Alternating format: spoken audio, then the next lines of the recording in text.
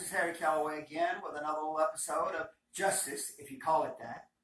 On this episode, we're going to be discussing a little bit about the bankruptcy that I was forced to go into to get liens off of my properties so that I would be able to fight the incoming arrest and indictment and jury trial. So in 1994, around September, prior to the arrest in 95, I was told that I had liens on my property from the IRS. And I was told that the best way to get those liens off would be to have a bankruptcy. So therefore, my lawyer filed a bankruptcy in Newnan, Georgia, in September, latter part of September of 1994. And when you go in there, they ask you, what are you filing bankruptcy for? And I told them I had to get these liens off of the IRS. So I had a lawyer, and the bankruptcy started. It went on and on. Nothing. Trey Howell, Griffin Howell III, out of Griffin, Georgia, who was the solicitor for the state courts there, wanted to be my trustee. He was heard by some of the lawyers saying that he wanted my case.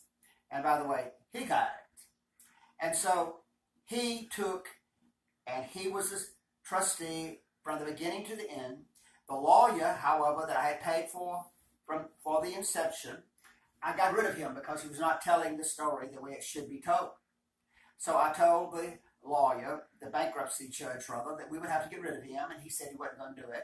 And he kept on going. I said, if we don't get rid of him, we'll just have to stop because I'm not going to have it. So finally he does dismiss him, and I handled the case from then on. The bankruptcy went from September of 94 until January of 2001. They originally claimed that I owed the IRS $500 and something thousand.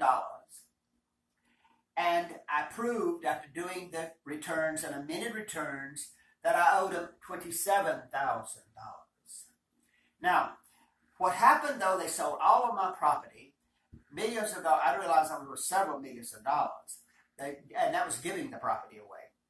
And they paid everything I owed in the bankruptcy, plus interest, to everybody that I owed. The bankruptcy lawyer, trustee, got paid several $100,000, including the money that he used to pay his accountants and his lawyers. And so, however, I only owed $27,000. And I kept arguing all through the case, why sell people's property when you don't know what they own? And I, Harry Callaway, not a lawyer, have set the precedent in the bankruptcy court of the United States of America that no longer can they sell people's property without knowing what they own. However, they kept selling it, and it went on, and they paid them the $500,000, like I said, and I only owed them $27,000. So I go on, and I go to prison. And in prison, after I get out, I figured, that was 13 months I stayed in prison, that then I would be able to go and borrow money to start back and try to regain some of my life.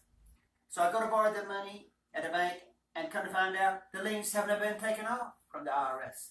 So after spending about $750,000 or more, give or take, and only going into bankruptcy to get rid of the IRS liens, they haven't gotten rid of the liens. So I have to fight for another couple of years, doing everything, going to senators, congressmen, and everything. Finally, I went to an accountant in Macon, Georgia, by the name of Charles Callaway, who worked with the IRS, and he was in the Riverside Drive Annex. And I went in there, and he was still there, and he said he didn't remember doing the work, but he could tell it was his work. And he said, this isn't resolved yet. I said, no. He said, go to Atlanta. Do not leave there until these liens have been done away with. I go to Atlanta, the V there at I-85 and 75, the big tall building. And I go there, and this lady wants to see my ID and all, and asks what was my question. I told her that you have got liens on my property, and you owe me money. I don't owe you.